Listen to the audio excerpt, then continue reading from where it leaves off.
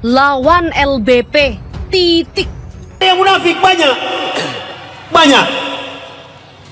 Yang munafik itu yang suka mendatangi pintu-pintu pejabat. Itu munafik.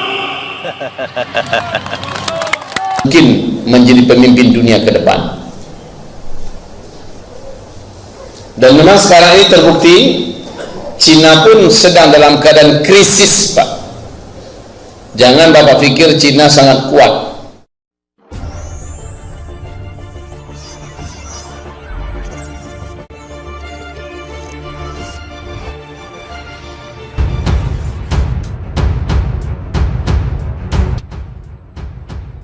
Lawan LBP, titik.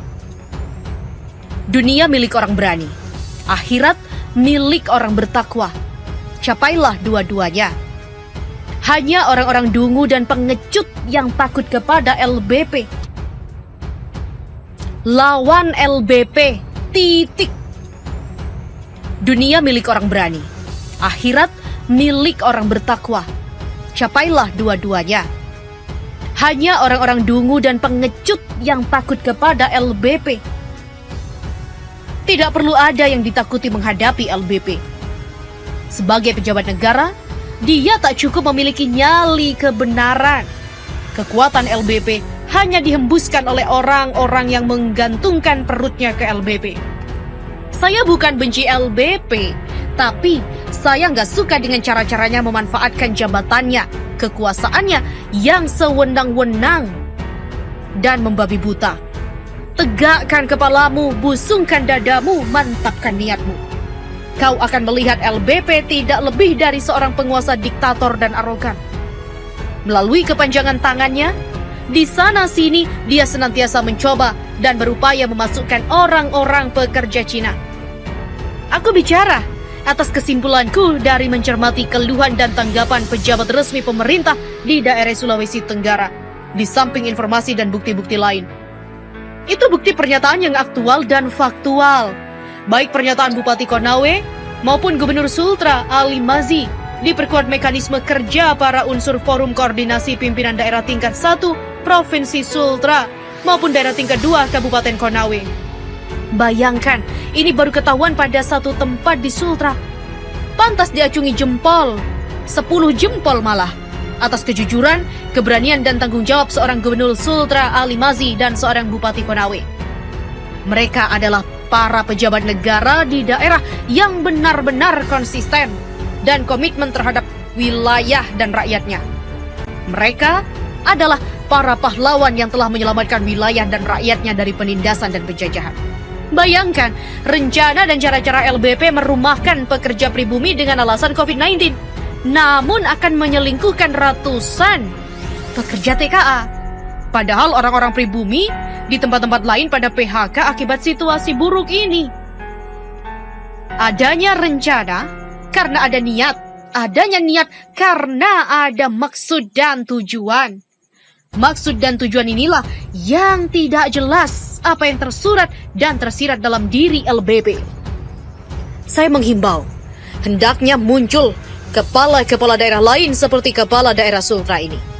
Oleh karenanya, marilah kita ikuti dan cermati perhelatan hukum dalam persidangan-persidangan kasus LBP vs Said Didu.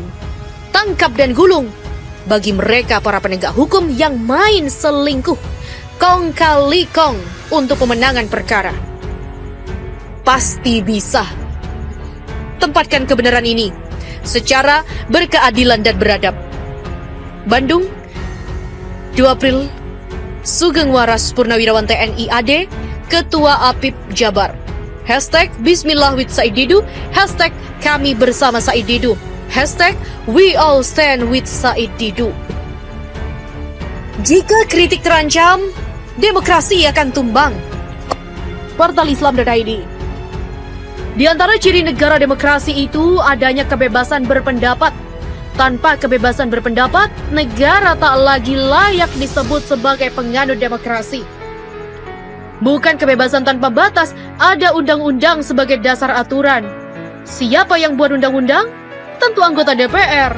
Soal ini di buku SD sudah dipelajari, hanya saja anak-anak SD nggak pernah tahu kalau banyak oknum anggota DPR suka terima order ketika buat undang-undang. Dari mana? Banyak pengusaha berseliweran di sana. Anak SD belum sampai ke situ otaknya. Yang mereka tahu semua anggota DPR adalah orang-orang terhormat. Baru sadar ketika anak-anak SD itu sudah berada di kampus. Atau kuliah maksudnya. Tapi ketika sudah jadi mahasiswa, mereka harus berhadapan dengan rektor. Saat ini, rektor sudah semacam jadi titipan dan tangan panjang pemerintah. Para rektor dipilih oleh menteri, dan menteri adalah pembantu presiden. Berani macam-macam, rektor bisa ambil tindakan terhadap mahasiswa.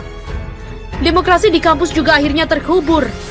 Sejauh menteri pilih rektor, rektor pilih dekan, dan dekan bersama rektor awasi mahasiswa, maka demokrasi out dari kampus. Tersisa pers, tapi media milik para pengusaha soal pajak banyak yang bermasalah. Berani macam-macam, pasal tentang manipulasi dan tunggakan pajak bisa jadi petaka. Nurut lebih selamat. Rakyat tanpa identitas. Mereka lebih berani melakukan kritik. Tapi ingat, ada banyak pasal yang mengintai. Kepleset dikit, Anda akan bernasib seperti John Ruh dan Ahmad Dhani CS. Masuk sel, jangan ceroboh. Tidak mudah hidup dalam situasi di mana demokrasi sedang banyak masalah. Silahkan kritik, tapi harus waspada. Anda paham maksud saya? Jangan asal menyerang tanpa menghitung pertahanan. Jangan pakai emosi, tapi gunakan akal sehat dan tetap mengutamakan objektivitas. Lihat kasus Said Didu, minta maaf atau proses hukum. Said Didu pilih hadapi proses hukum. Wajah tegak berdiri karena merasa benar. Gentle. Hukum harus ditegakkan, sepakat. Tapi jangan sampai atas nama penegakan hukum, martabat dan keadilan diabaikan. Atas nama hukum atau kekuasaan. Tanya publik, martabat? Iya. Seorang pejabat mesti bermartabat. Di antara ciri pejabat yang bermartabat adalah tahan kritik. Anies Baswedan adalah contoh seorang pejabat bermartabat. Kritik, fitnah, bulian, dan caci maki semuanya dilewati dengan senyum. Terus bekerja dan menatap masa depan. Jika di otak seorang pemimpin berisi tentang nasib rakyat, maka tak ada tempat yang tersisa di kepala untuk mengurusi cacian dan hinaan terhadap dirinya. Begitu kata pepatah. Saya tak khawatir dibully. Medsos umurnya pendek. Hari ini dicaci, besok sudah berganti. Tapi saya takut berbuat salah, karena akan dicatat oleh sejarah dan dibaca oleh generasi bangsa. Begitu kata Anies. Sebagai pejabat publik, bersiaplah untuk dikritik, bukan siap pula difitnah. Bahkan fitnah tak akan menjatuhkan Anda jika Anda punya data untuk klarifikasi. Beres. Publik akan menaruh simpati dan mengapresiasi Anda.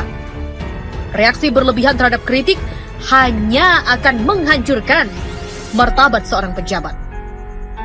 Anda kehilangan martabat bukan karena kritik dan fitnah, tapi Anda akan kehilangan martabat jika Anda berlebihan merespon kritik dan fitnah itu. Sekali Anda laporkan pengkritik itu, rakyat akan berada di belakang dan membela sang pengkritik. Saat itulah Anda akan kehilangan martabat dan simpati dari rakyat. Ketika Risma melalui biro hukumnya melaporkan seorang ibu dari Bogor yang diduga menghinanya, saat itu pula nama Risma tenggelam. Rakyat balik menghukumnya. Nama yang baik saja bisa hancur jika rapuh terhadap kritik. Apalagi mereka yang dikenal tak punya nama baik, akan makin berantakan. Saya tidak kasihan sama Said Didu, mantan segmen BUMN ini. Dia sadar resiko perkataan dan sikapnya, apalagi rakyat memberinya dukungan. Jalani saja. Rasa kasihan justru layak ditujukan kepada pihak pelapor. Di mata publik, martabatnya akan dipertaruhkan. Lebih kasihan lagi jika ia pun tak peduli soal martabat itu.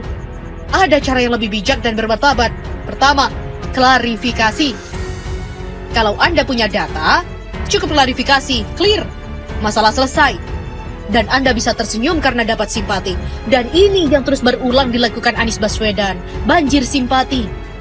Kepada para pejabat, belajarlah terhadap Anies Baswedan jika ingin punya karir yang lebih baik ke depan. Bagi seorang pejabat, dibutuhkan kematangan dalam bersikap. Kedua, memaafkan. Ini cara yang paling diapresiasi oleh publik. Siapapun senang melihat seorang tokoh punya kematangan seperti ini. Lapang dada untuk setiap kritik terhadapnya. Jangan karena ada undang-undang kita bisa tuntut siapa saja yang lemah tanpa memikirkan bagaimana nasib demokrasi di negeri ini. Kalau semua pejabat terlalu tipis telinga, maka satu persatu orang-orang yang kritis akan tumbang. Rakyat tidak hanya takut tapi akan kehilangan simpati dan kepercayaan. Saat itu, demokrasi mati dan negara akan semakin rapuh. Jakarta